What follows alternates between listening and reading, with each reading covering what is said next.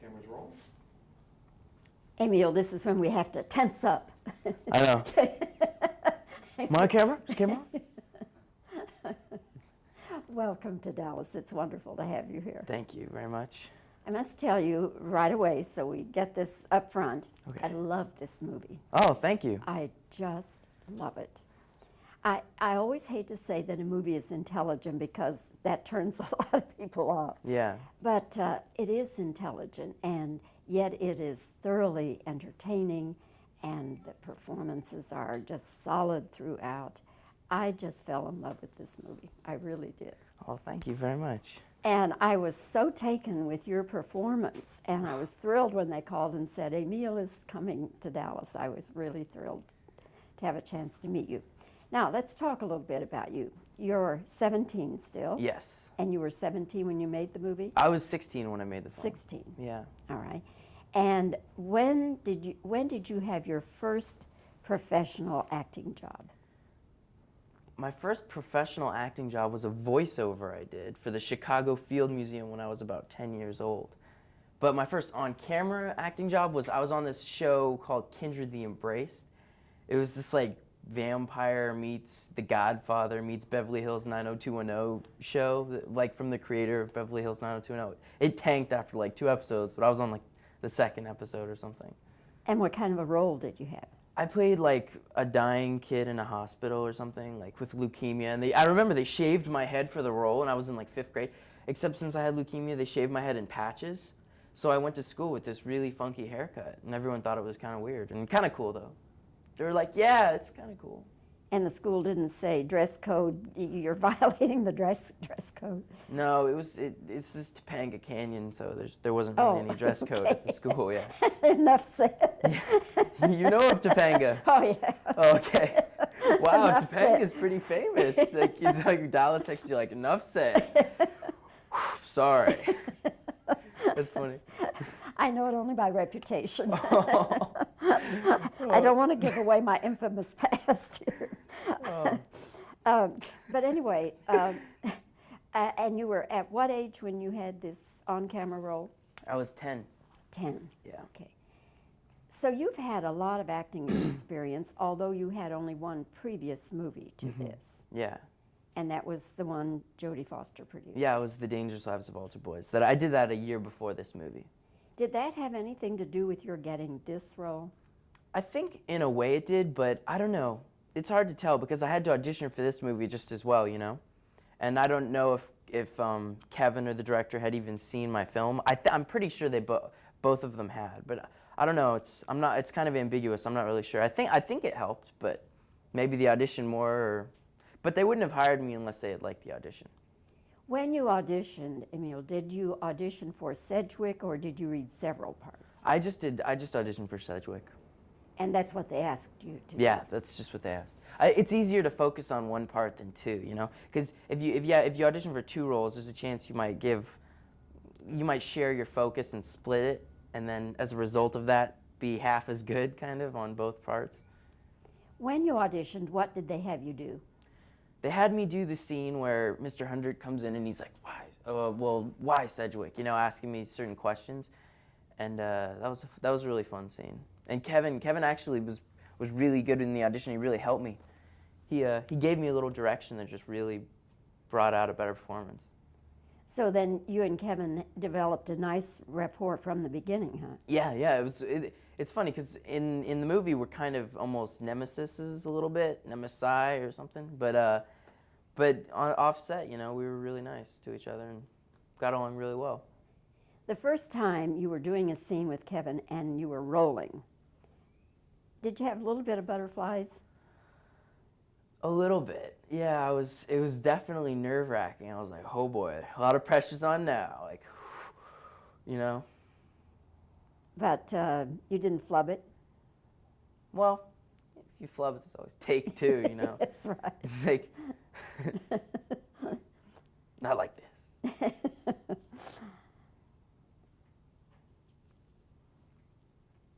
Why do you think that Sedgwick was the way he was?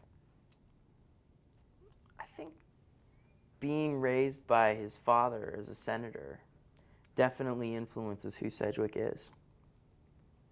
And I think that Kevin Kline also influences who Sedgwick is to a point. And then to where that point ends, kind of his father takes over in terms of, his morals. Did you ever, as a younger kid in school, were you ever the class clown like Sedgwick tries to be? Yeah, I was the clown, but I wasn't like the respected clown. I was like I was like the more goofy clown. I wouldn't say that I was quite as. Sedgwick is more serious clown. He's like the one who does pranks to other people, I would just crack jokes in general. And when you would get up in class, you wouldn't try to embarrass the teacher, or Well, did you? Well, I can't actually say that I did not try to embarrass teachers. Yes, I have tried in some cases. But, sometimes the teacher's very witty and just beats me down. But Sedgwick, when he gets up in front of the class and he's doing all that, giving all those smart alecky answers. Yeah, actually, I have to say then a lot of it, I probably could do a lot of that because I actually thought up some of the stuff and some of those lines where I'm goading Mr. Hundred about the Beatles, and actually, I just came to the director, I'm like, yeah, I got these lines, like, yeah, I know a couple emperors, and he's like, great, and then I did the whole, there's this kind of flipping the birdish moment that I actually came up with that we ended up using. It was pretty funny. And the first time you did that, what was the reaction? I was like, oh. Well, I don't know, it was kind of, usually it's not delight, but that's actually what it was. The director was like delighted, It's like, okay. It plays well, and it certainly further identifies Sedgwick and the kind of guy he is, I think. Yeah, definitely. I was like, I know for. I was kind of like, you little smart aleck, sit down. Yeah.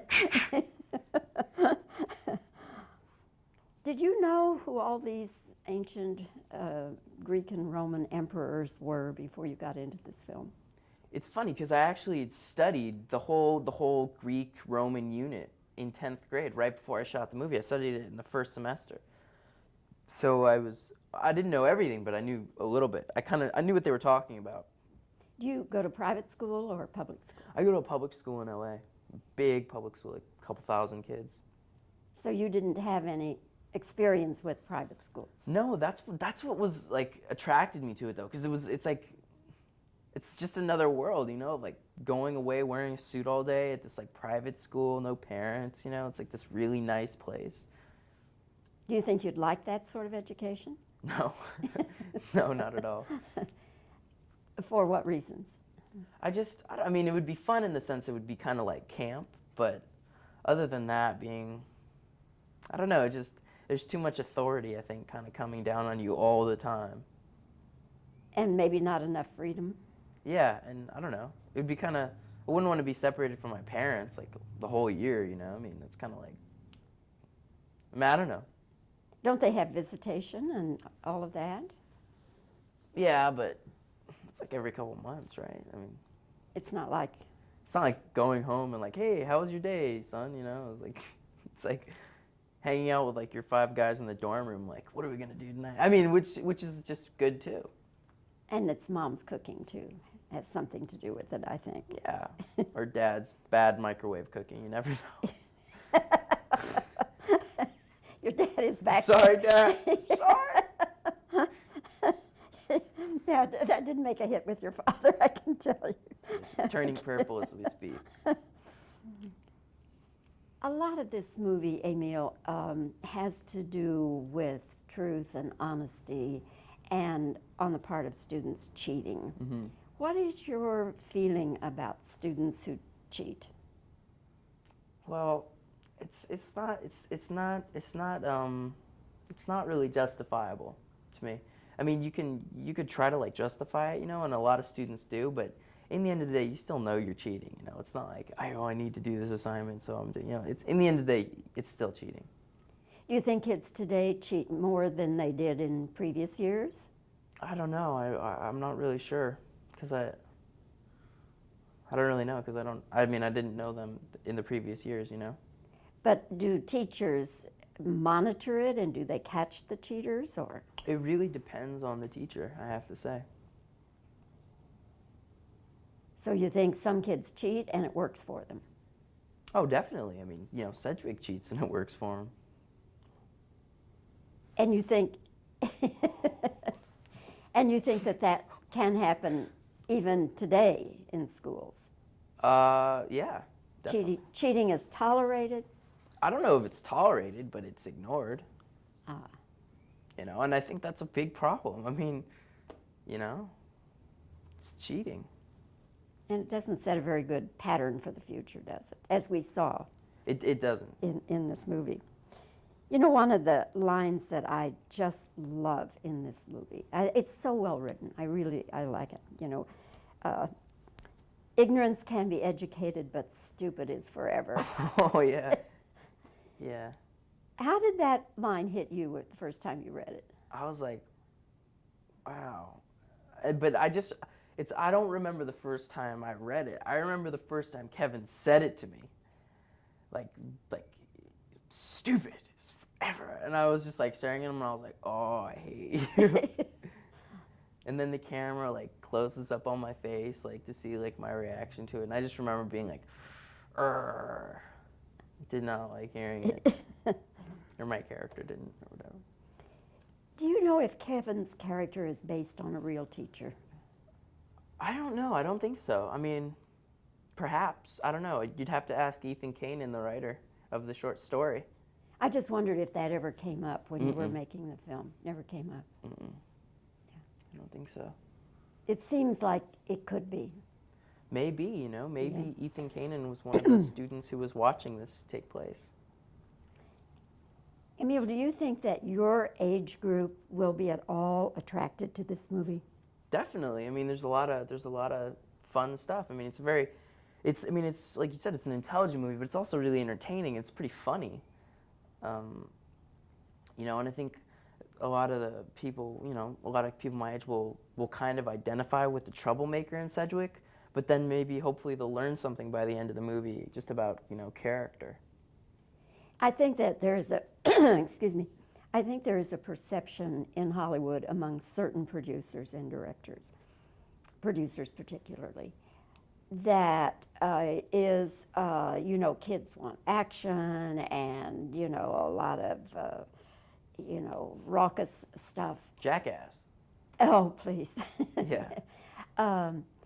And that something like this that requires you to pay attention and to put forth a little effort, that, you know, young people won't be attracted to it.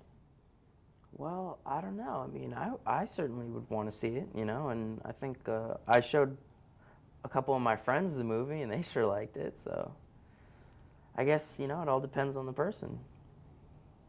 And at least with this film, you do take away something. And I think there's an element or a part of the young people and their society that really would like to see and do like to see movies that give them something to think about. Yeah. Tell me about this movie. I guess you haven't started it yet, The Mudge Boys. Have you started that? Oh, yeah, I shot that. Oh, it's finished? Yeah, it's done, and I shot it in Vermont over the summer. It was a 20-day shoot. It was a quick shoot. It's a drama about a boy who loses his mother and how he kind of copes with the death with his father and with the local town people. And it was a lot of fun. It was written and directed by this guy Michael Burke, and hopefully it's going to go to Sundance this year. But I have a movie that I'm going to be shooting in January that I'm really excited about called The Girl Next Door. It's a Fox movie, and that's kind of about a boy who meets the love of his life, and then things kind of get a little hectic. And who else is in that? Alicia Cuthbert is going to be in it. She was on 24. She played Kiefer Sutherland's daughter, so should be really fun. They're still casting the rest of it, so. And who all is in The Mudge Boys besides you? Me and Richard Jenkins, who's on 6 Feet Under, and Tom Gyrie. He was on, what was the last thing he was? He was in U-571. Yeah, the submarine movie. Yeah. Yeah, okay. Let me just quickly check my notes here because I want to be sure I got everything in that I wanted to talk about. Okay. All right. One nice question. If you had to pick an adult actor as a role model for not only career but just lifestyle and life in general, whom would you pick? That's a very, very hard question that I've actually thought about before. And, I honestly don't have an answer because some of my favorite actors, I wouldn't exactly want their career or their life. I just think they're these great actors. So, hopefully I'm going to have to just kind of, make something for myself, because I haven't, I wouldn't want to live anyone's life, I want my own life, so. Who are actors you admire as far as just being good actors? Oh, as far as just being awesome actors, I like Marlon Brando and Jack Nicholson, and Sean Penn. But I wouldn't necessarily, want to just live their life either, They have their own life. Very good. Emile, you're delightful. I've really enjoyed meeting you and talking with you. Oh, thanks a lot. And I, again, congratulate you on your performance in the Emperor's Club. Thank you. I'll look forward to the Mudge Boys. And what's the other one? The Girl Next Door. The Girl Next Door. All right. Yeah. I look forward to them. Thanks. Thank you very much. Thank you. Okay, now you have to stay there while we do the re-ask. Stand by. Okay. And camera's rolling.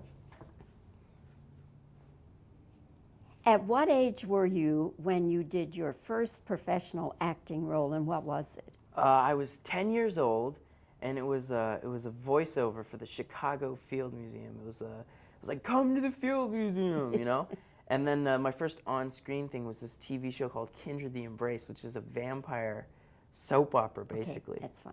That's fine. Right. I didn't ask you this, but I'll ask you now. Did you ever study acting, or have you learned acting by doing it? I've learned acting by doing it, but I think I love watching movies, and I think, watching acting. That's good. All right.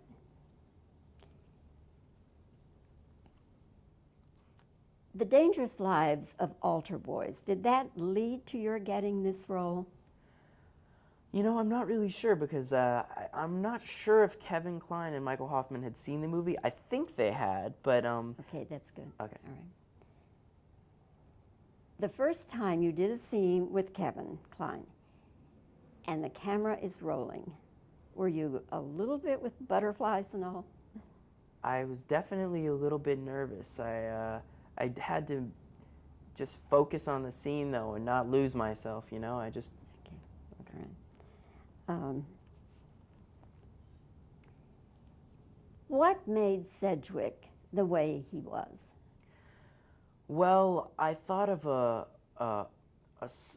kind, charismatic, well-meaning person, and I took away the kind and well-meaning part, and that was basically Sedgwick. Okay, very good. All right. Okay. As a student, were you ever anything like Sedgwick? I mean, were you the class clown? Were you the smart aleck at the blackboard? I think I was a little more kind of a clown, a little more goofy, a little less malicious. Okay. When you're at the blackboard and you're coming up with all these smart alecky answers, how did all that play out? Well, it was funny because I actually thought up some of the antics for in terms of just goading him, and I just thought up this stuff, and I wasn't really sure. And then the director saw it, and he was kind of delighted. He's like, "Yeah, that'll play well." It was like they needed to get the young, demented thoughts from a kid himself. Okay. One of the underlying themes of this film is honesty and truth, and students cheating. Mm-hmm. What do you think about students cheating? Well, I think, students can cheat, but you can't really justify it. You could say some stuff, but you still know at the end of the day that you're cheating. Okay. Do you think your age group will be attracted to this movie? I think they do. I think the movie's a lot of fun, and I think it's very kind of pertinent to to the age of high school and junior high and college. Okay, that's fine. All right. Did you know who these ancient Greek and Roman emperors were? You know, it's funny because I just had studied the whole Greek-Roman unit in 10th grade history earlier that year. So it was like I was prepped, you know? I was primed and ready. I knew my stuff. When you auditioned, what did they have you do? They had me do the scene where Kevin Kline comes in and starts questioning me in my dorm room, and you know, Kevin really helped me in the scene when I was auditioning. All right. One of the lines I just love is, "Ignorance can be educated, but stupid is forever." Yes. Now, how did that line grab you the first time you saw it? Well, the first time I saw it, it didn't have that much of an impression on me, but the first time Kevin said it to me, it really stopped me in my tracks, and I just got pretty angry. Okay, that's good. All right. Tell me about the Mudge Boys, and when is that coming out? The Mudge Boy comes out. Excuse me, is it Mudge Boy or Oh yeah, Boys? the Mudge Boy. Boy. Yeah. Oh, I have it down as boys. Let me re-ask that. Okay. Tell me about the Mudge Boy, and when is that coming out? The Mudge Boy is about a boy who loses his mother and how he deals with the death, with his father and with the local people in his small town. That's And- fine. okay. That's good. Okay. All right. And what is the next movie going to be? The next movie is The Girl Next Door, which comes out in January, and it's about a boy who falls in love and kind of the trials and tribulations. Okay, that's good. Who plays the girl next door? Alicia Cuthbert from 24 last year played Kiefer Sutherland's daughter. Plays in That's that. fine. We've got that. And when will that come out? That comes out. Maybe this time next year. I'll be back here talking to you again. All right. Okay, one last question. Is there any actor, Emile, that you're wanting to use as a role? Let me start. Is there any actor you look at as a role model for both their talent and their lifestyle? You know, I don't think I've actually found one that really just I want to be just like, you know, but I think that's good because you know, it's kind of like you have to make up your own way, your own path, and you can take certain aspects that you like about other actors' lives and careers and whatnot. But I think at the end of the day, you know, I really want my own. That's good. Okay, all right. I hate to stop you in midstream, but okay, guys, how are we doing? We're doing good on time, aren't we? Yeah.